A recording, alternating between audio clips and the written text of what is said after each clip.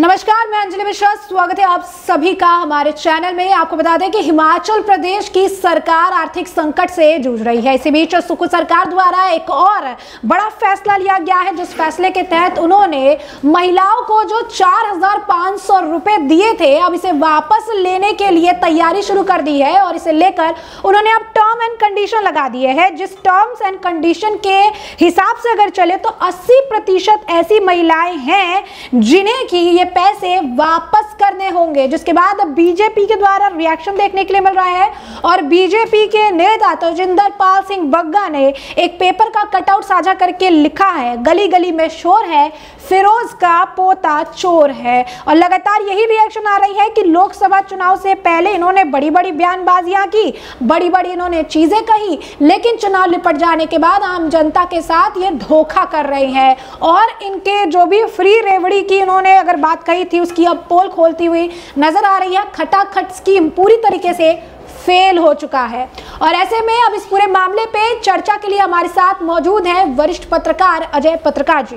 Sir, आपका स्वागत है हमारे चैनल में। जिस तरीके से अब इन्होंने फैसला लिया है कि 4,500 रुपए अब उस पे जो उन्होंने महिलाओं को दिए थे, उस पर टर्म एंड कंडीशन लगा दिए, किस तरीके से देखते हैं सुक्खू सरकार के इस फैसले को? देखिए, बड़े अफसोस की बात है कि जो राहुल गांधी ने कहा था और इन्होंने सुक्खू ने कि हर एक को पेंशन दी जाएगी, हर एक को योजनाओं में पैसा दिया जाएगा, सारी योजनाएं इन्होंने सब धोखा रहा।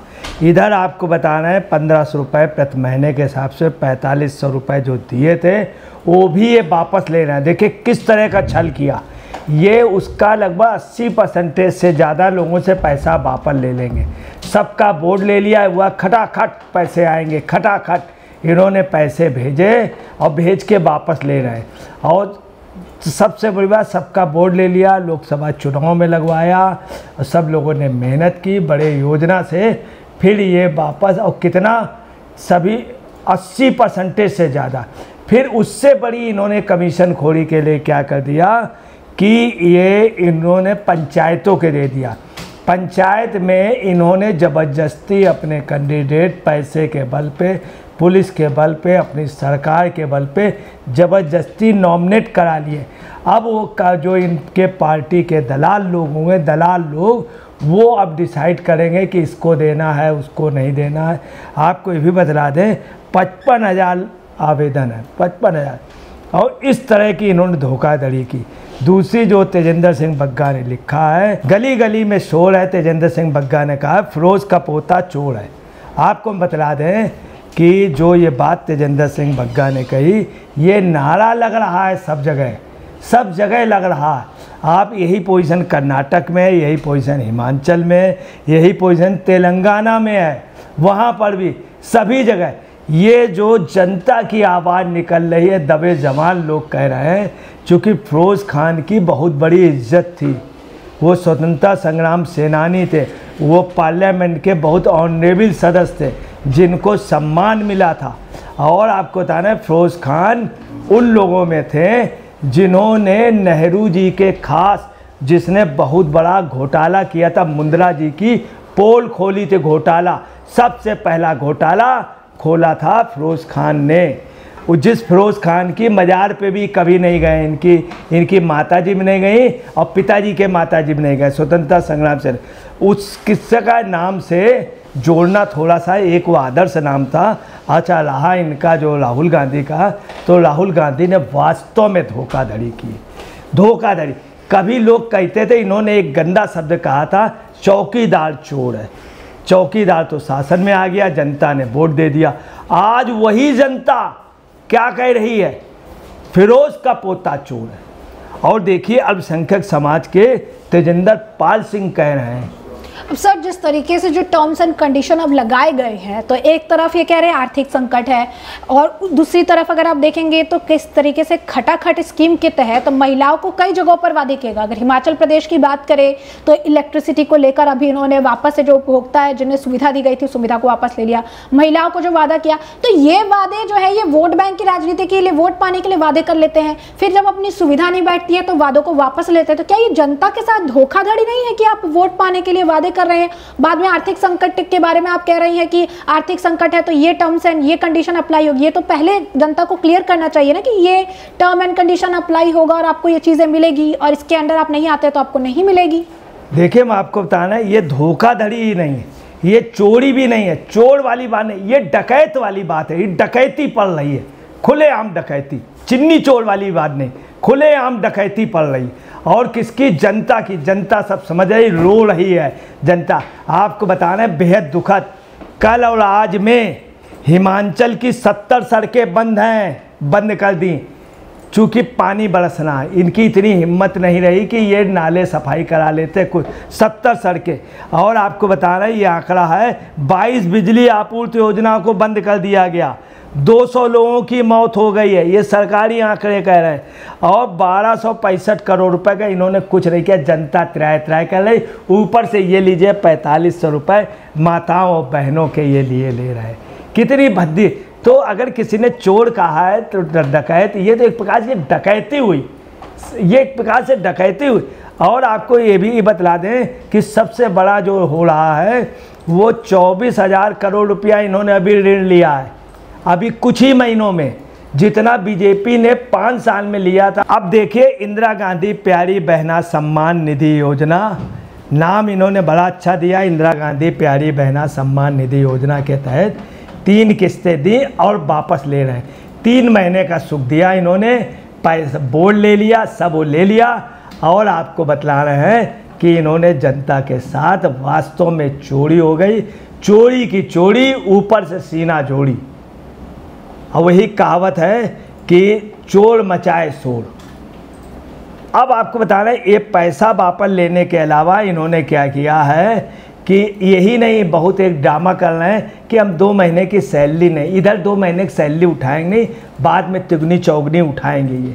और पब्लिक से क्या कह रहे हैं, कर्मचारियों से, कि आप भी 2 महीने के लिए क्यों ना उठाए, वो बेचारा मेहनत कर। अब आइए, पैसे की क्या कमी है?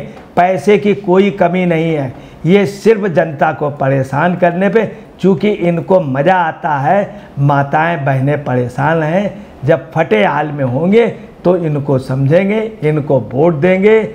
और इनकी यही एक योजना रही। मैं आपको बता दें, ये धोखाधड़ी इन्होंने कर्नाटक में भी की और यही धोखाधड़ी तेलंगाना में कर रहे हैं।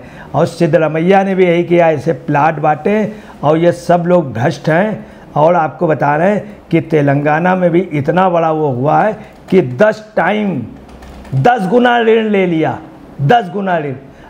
ये क्या देश की हालत कर देंगे। कहीं धोखे से अगर इनको, राहुल जी को, देश की सत्ता सौंप दी जाती तो पूरे देश को दिवालिया कर दे। हिमाचल दिवालिया हो गया है। सर, एक बात बताइए, जैसे हिमाचल दिवालिया हो गई आप बात कर रहे हैं, तो बीजेपी के एक नेता हैं, उन्होंने बड़ा खुलासा भी किया है कि ये बीजेपी पर आरोप लगा रहे हैं, लेकिन अगर ग्राफ देखा जाए तो 5 सालों में बीजेपी ने जो लोन लिए हैं उससे डबल लोन सुखू सरकार ने सिर्फ 20 महीने के अंदर ले लिए। और उसके बाद उन्होंने जो कर्मचारी है उनके भी सम्मान निधि को उन्होंने स्टॉक पे डाल दिया, उन्होंने बाकी भी अगर एम्प्लॉयज़ है उनके भी भविष्य को जो है स्टेक पे डाल दिया है। और सबसे बड़ी बात है, जब ये खटाखट स्कीम जैसे स्कीम्स लेकर आते हैं, बड़े बड़े वादे करते हैं, और उसके बाद ये वादे पूरे करने की जिम्मेदारी किसकी है? क्या ये केंद्र की जिम्मेदारी है या राज्य सरकार जो ये वोट बटोर रही है इन वादों से, वो उनकी जिम्मेदारी है इनको पूरा करने का? बहुत अच्छा सवाल आपने पूछा। देखिए, ये जिम्मेदारी राज्य सरकार की है। केंद्र सरकार बहुत पैसे देता है हिमाचल को, बहुत अनुदान देता है, मदद देता, हर योजनाओं में देता। ये पैसा ले करके आप समझ लीजिए दुरुपयोग करते हैं। केंद्र सरकार की जो योजनाएं हैं, आधार कार्ड वाली, स्वास्थ्य बीमा वाली, और जो उनका एक BPL कार्ड है, वो एक वाइट कार्ड है, उससे आप समझ लीजिए उसकी वजह से हिमाचल राज्य की जनता को बहुत राहत है। वो फ्री में इलाज करा लेती, उसको अनाज मिल जाता है। और जो एक योजना है जिसमें गरीब महिलाओं को सिलेंडर, ये सब केंद्र सरकार की योजना। हम आपको बता दें, हिमाचल जैसे छोटे राज्य में केंद्र की बहुत योजनाएं हैं जो कई बड़े राज्यों में नहीं है। अगर वो ना हो तो हिमाचल की जनता जो आज भुगत रही है, पानी में आप सुन ले, सारी सड़कें बंद हैं। और यही नहीं, ये इन्होंने वोट लेकर के बहुत बड़ा छल किया है। और इंदिरा गांधी प्यारी बहना सम्मान योजना के नाम पर ये लोगों को बिल्कुल ये जेब से पैसा निकाल, ऐसी कोई सरकार आपने नहीं देखी होगी जो आपके जेब से पैसा निकाल ले, कौड़ा जो है मुंह से निकाल ले। ये उनमें आ गए, आप समझ लीजिए कि कौड़ा ये मुंह से निकाल ले रहे हैं, उसको भी ये खा जाएंगे और पचा जाएंगे इनकी। और आपको अब आया जो पैसा इनका, तो आपको हम क्लियर कर दें, 24,000 करोड़ रुपया इन्होंने 20 महीने में लिया, जो भाजपा से काफ़ी ज़्यादा था। इसके अलावा अभी जो इनकी पोजीशन वित्त वर्ष, ये वित्त वर्ष ख़त्म होने जा रहा है, जल्दी ख़त्म हो जाएगा, 1 लाख करोड़ रुपए का कर्ज हो जाएगा, 1 लाख करोड़ रुपए का। तब ये शासन दूसरे को देंगे। यही इन्होंने हिमाचल में पहले जब कांग्रेस की सरकार थी तो भी इन्होंने यही किया था कि जब शासन दिया तो इतने कर्ज में था कि पूछिए नहीं। आज भी इन्होंने यही किया है कि कई गुना ज़्यादा कर्ज ले लिया है, 1 लाख करोड़ रुपया कर्ज पे कोई नेक्स्ट सरकार कैसे चलाए। अब चुकाया कितना इन्होंने। अब देखिए कि वहाँ पे स्थित हिमाचल की ये है कि आर्थिक संकट इतना ज़्यादा आ गया है, फाइनेंशियल इमरजेंसी जैसी वहाँ पे लग गई है हिमाचल सरकार में, कांग्रेस की सुक्खू की सरकार में। लोगों के पास पैसा नहीं है, जो था वो भी पैसा ये लिए ले रहे हैं। रोज़गार बिल्कुल नहीं दिया, सारी इंडस्ट्रियाँ चली गई, हर चीज़ का पैसा, ना बिजली फ्री दी, ये जो पैसा ये भी ले लिया। और जो इन्होंने वादा किया था राहुल ने और इन्होंने सुक्खू ने, वो वादा भी नहीं निभाया, कुछ निभाने की कुछ वो दिया, वो भी आप सुन पैसा ले लिया। जनता आप समझिए सब देख रही है। और ऐसे लोगों को अगर कहीं केंद्र की सत्ता दे दी जाए तो ये तो देश को दिवालिया कर सकते। तो जैसा कि आपने अजय पत्रकार जी को सुना, उन्होंने साफ तौर पर कहा है कि इस वक्त हिमाचल प्रदेश के अंदर जो आर्थिक संकट आया है इसके लिए पूरी तरीके से कांग्रेस जिम्मेदार है, क्योंकि जब खटाखट स्कीम जैसे ये स्कीम्स लेकर आते हैं वोट बैंक की राजनीति करने के लिए, आम जनता को बरगलाते हैं और उसके बाद ये वादे पूरे नहीं करते हैं, उल्टा जो पैसे दिए हैं अब उस पर भी टर्म एंड कंडीशन लगाकर महिलाओं से 4,500 रुपए अब वसूल करने के लिए अब जो है वो फैसले ले रही है, जिसके बाद अब बीजेपी इस मामले को लेकर घेर रही है और अब इस मामले में सुक्खू सरकार जो है पूरी तरीके से जवाबदेह है। तो ऐसे में आपने चर्चा पूरी सुनी है, इस पर आपकी भी जो राय है वो हमें कमेंट सेक्शन में कमेंट करके जरूर से जरूर साझा करिएगा। धन्यवाद।